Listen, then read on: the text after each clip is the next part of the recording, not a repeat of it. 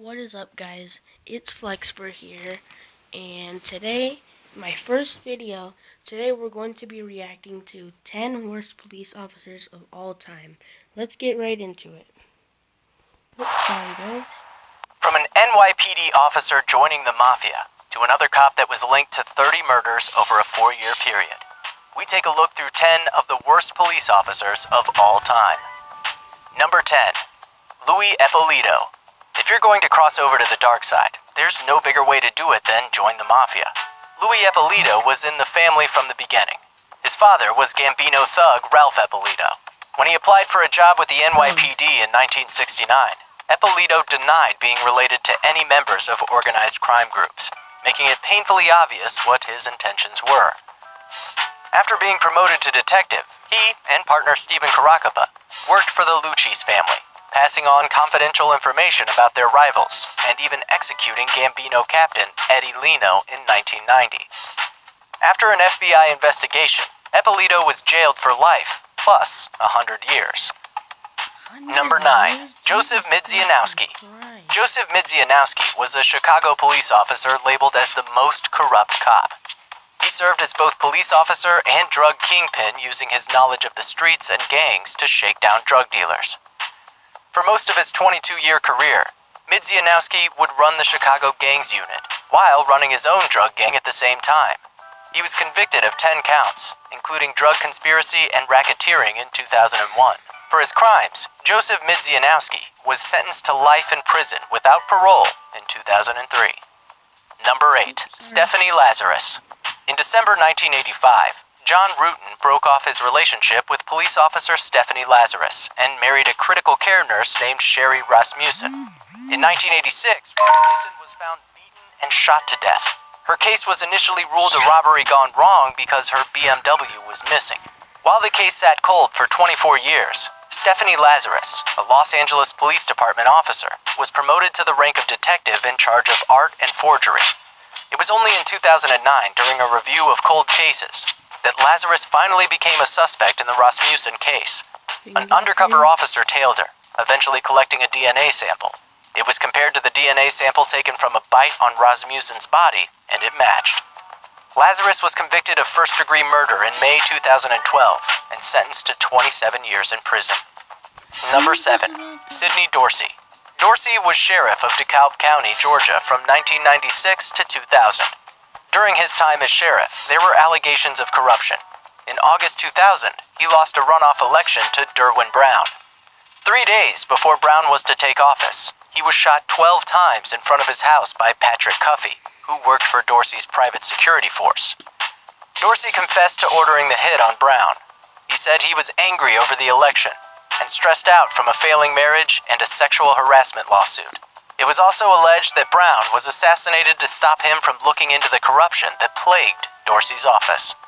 In 2002, Dorsey was sentenced to 23 years for corruption and received a life sentence for Brown's murder. Number 6. Charles Becker.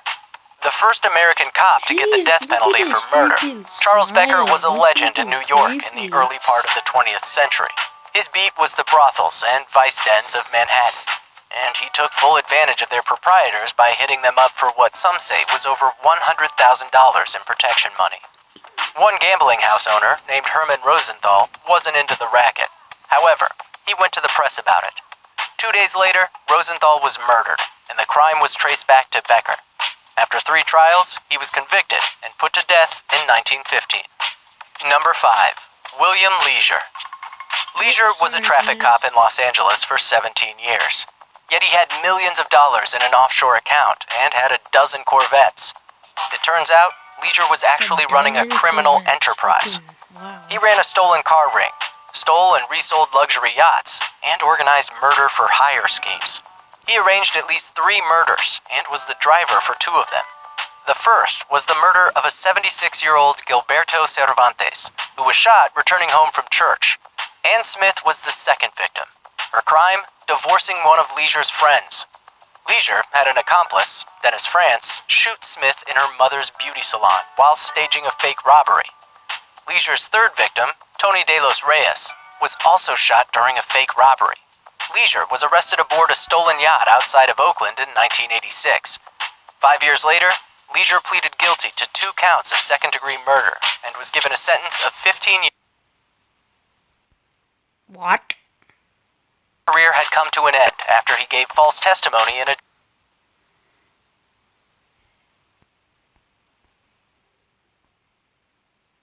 tickets. Soon after landing a job with a small police department in Miami-Dade County, Pardo was charged with police brutality in a case that was ultimately dismissed. By 1985, his law enforcement career had come to an end.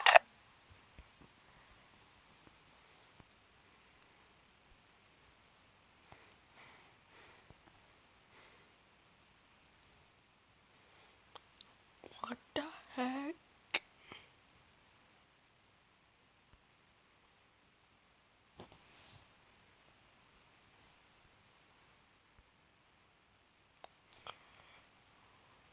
What?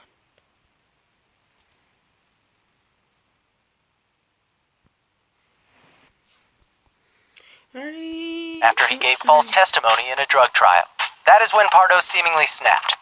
Over the course of 3 months in 1986, Pardo went on a crime spree, committing 9 murders, as well as numerous robberies and drug deals.